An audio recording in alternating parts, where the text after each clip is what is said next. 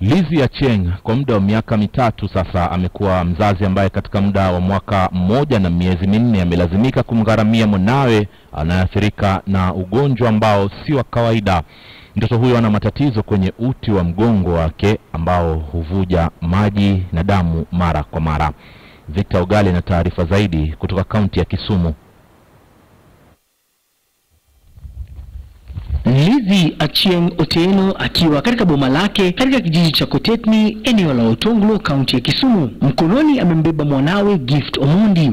Gift alizaliwa na tatizo la kuvuja damu na maji mara kwa mara kwenye mgongo wake, hali inayomsababisha malaika huyu hangaiko. Hawezi hata kuketi vizuri. Hawezi kula. Akikula hata kitu ya ugali, kitu kama ugali huwezi kumpatia na kule. Hawezi kula. Yeye tu ni maziwa na matiti na saa zingine anatapika. Sasa nilikuwa nimeona nimrudishe Kijabe aangaliliwe hiyo mpira. Pengine imekaa vibaya ama abadilishiwe shingo ipate nguvu na mkongo.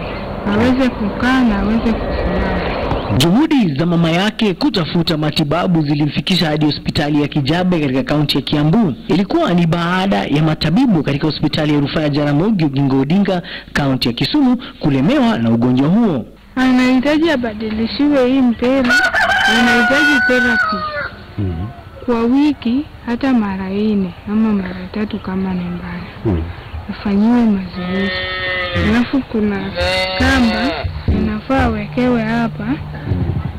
Hii shingo hapa ipate nguvu. Kuna kiti anafaa tengenezewe, kiti ya kukaa yenye anakalia.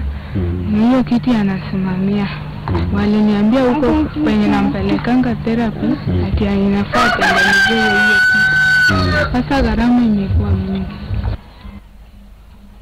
Kilio cha Lizzy Achieng sio tu kwa mwanawe kupona, ila pia kuungana na familia yake, kwani mumewe aliyekuwa mhudumu katika bomba la mafuta jijini Kampala nchini Uganda hana kazi baada ya kufutwa kwa sababu ya kuchukua siku nyingi kumshughulikia mwanawe na kuchelewa kurudi kazini. Nilikaa hospitali karibu mwezi na hiyo kazi yao haina ofa, hiyo kuwa alipewa tu wiki moja. Akakaa kuzidi hiyo wiki moja ndio akapigiwa simu ati kazi sasa hakuna, sirudi. Hata kwa saa hii amehama, ameniacha kwa hiyo nyumba, amerudi kulala kwa nyumba yake nyingine. Na bibi hakuna kwa hiyo nyumba. Sasa mimi chenye nimeona ni tu story za huyu mtoto wa tatu.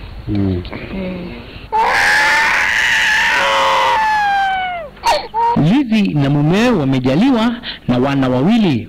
Victor Ogale, KTN News, katika kaunti ya Kisumu.